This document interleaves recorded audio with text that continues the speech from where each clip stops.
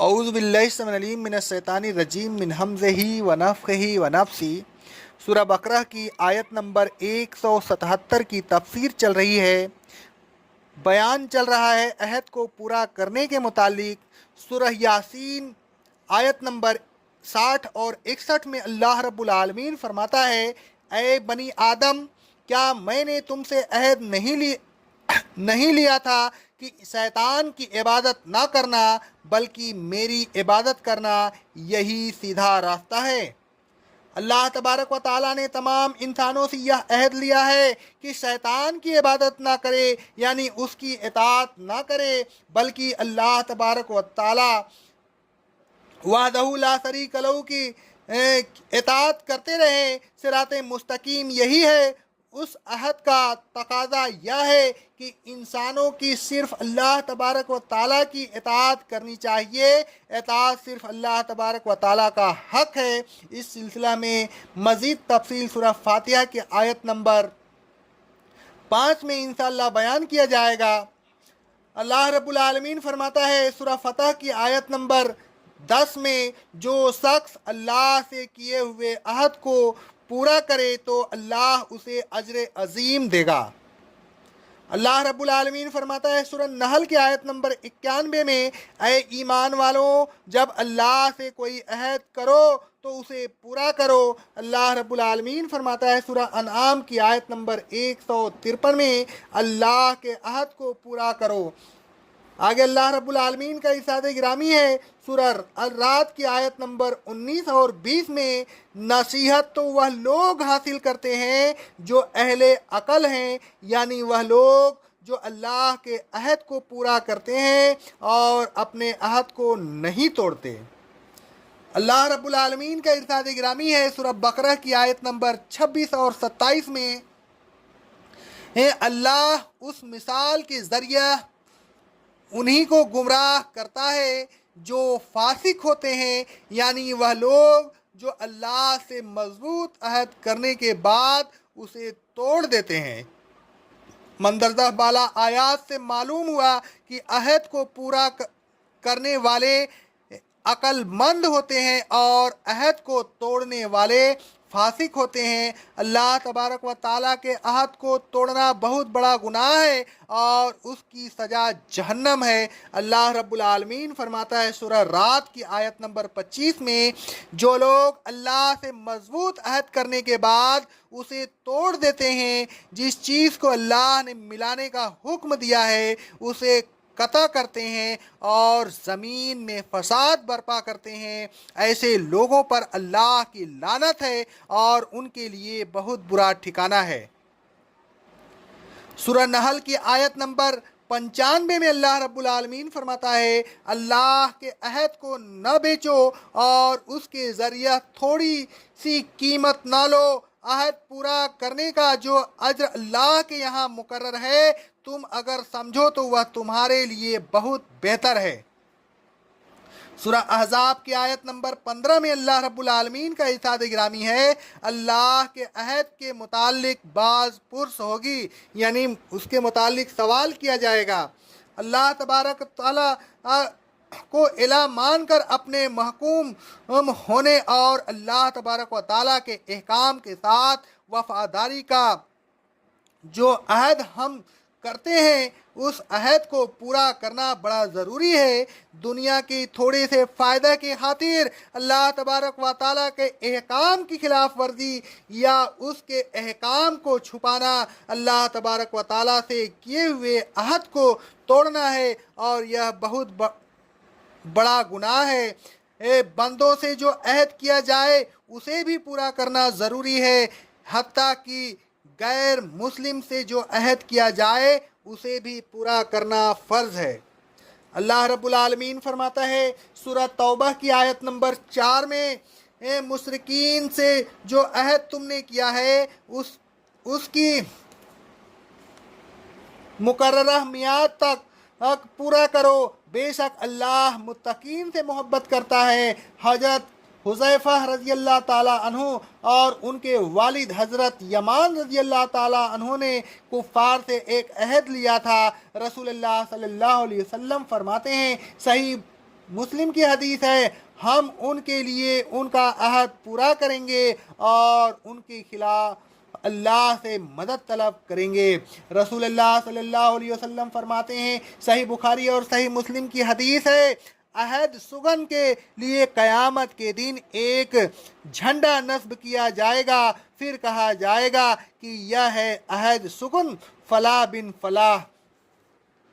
مندرجہ بالا احادیث سے معلوم ہوا کہ قیامت کے دن عہد سکن کی بڑی رسوائی ہوگی، یعنی عہد کے توڑنے والوں کی۔ رسول اللہ صلی اللہ علیہ وسلم فرماتے ہیں، صحیح مسلم کی حدیث ہے، ہر عہد سکن کے لیے قیامت کے دن ایک جھنڈا نصب کیا جائے گا اور اس جھنڈے کو عہد سگنی کی مناسبت سے بلند کیا جائے گا۔ خبردار ہو جاؤ، امیر یا عامر یعنی امیر المومنین کے عہد کو توڑنے والے سے بڑا عہد سگن کوئی نہیں۔ مندرجہ بالا احادیث سے معلوم ہوا کہ امیر کی بیعت توڑنا بہت بڑا گناہ ہے۔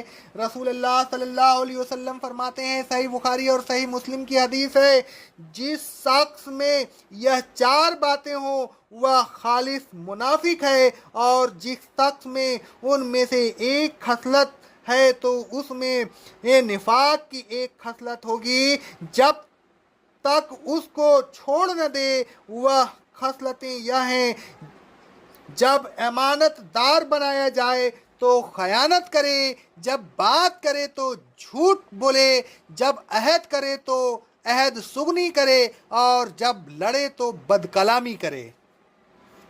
رسول اللہ صلی اللہ علیہ وسلم فرماتے ہیں، صحیح بخاری اور صحیح مسلم کی حدیث ہے، منافق کی نشانی تین باتیں ہیں، جب بات کرے تو جھوٹ بولے، جب وعدہ کرے تو وعدہ خلافی کرے، اور جب اس کے پاس امانت رکھوائی جائے تو خیانت کرے۔ منافق کی نشانی یہ تین باتیں ہیں، جس میں یہ تین باتیں ہوں گی وہ منافق ہوگا، اگرچہ وہ روزے رکھے، نماز پڑھے اور دعویٰ کرے کہ وہ مسلم ہے۔ ان تین باتوں کا ذکر اوپر کی حدیث میں ہے۔ مندرجہ بالا احادیث سے معلوم ہوا کہ جس شخص میں یہ تین باتیں ہوں وہ منافق ہے، اور جس شخص میں چوتھی بات یعنی لڑتے وقت بد کلامی بھی ہو تو پھر وہ خالص منافق ہے۔ اب اس میں نفاق کی جتنی علامتیں اور خصلتیں تھیں سب پوری ہو گئیں۔ منافق کی اور تمام خصوصیات انہی چار خصلتوں پر قائم ہیں۔ اگر خصلتیں نہ ہوں تو نفاق کی عمارت گر پڑیں گی، پھر یا تو وہ مومن ہوگا یا کھلا کافر۔ اہم نیکیوں سے آخر نیکی اللہ تبارک و تعالیٰ نے یہ بتائی کہ سختی و تکلیف، نقصان و تنگی، جنگ و جدال کے وقت صابر و ثابت قدم رہنا، بے صبری و ناشکری، بزدلی و گھبراہٹ، جزع و فضع، نالہ و شیون، آہ و پکار، نوحہ ماتم، میدان جنگ سے پیٹھ موڑنا وغیرہ، یہ تمام خصائل اسلامی شرافت و وقار کے منافی ہے۔ ایک مسلم کا دفاع وقار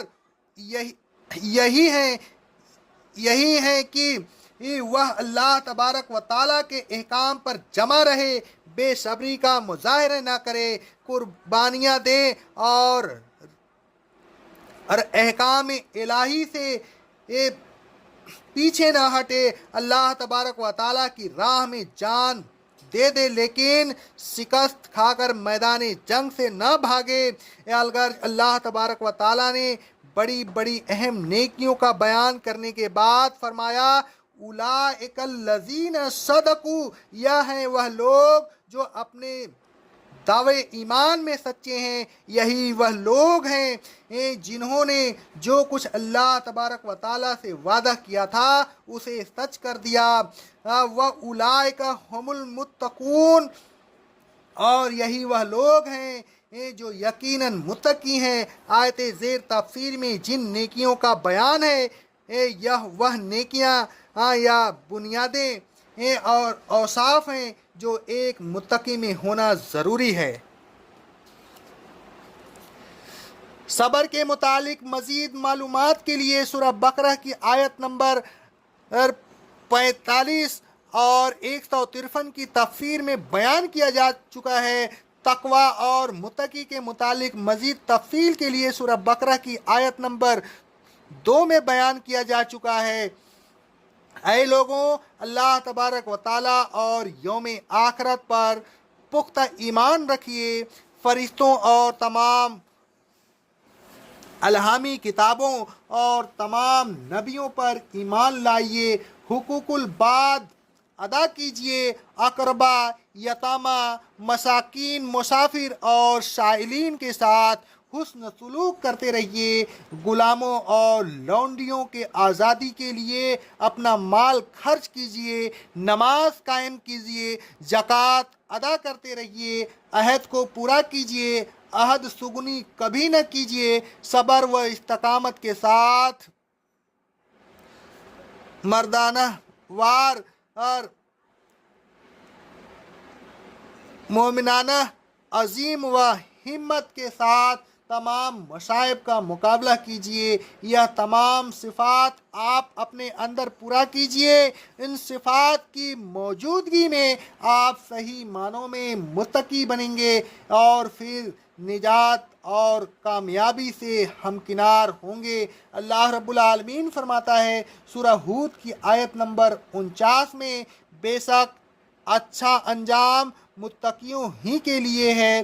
آگے اللہ رب العالمین فرماتا ہے سورہ اما یتساءلون کی آیت نمبر 31 میں، بے شک کامیابی متقیوں کے لیے ہے۔ اقول قولی ھذا استغفر اللہ استغفر اللہ استغفر اللہ۔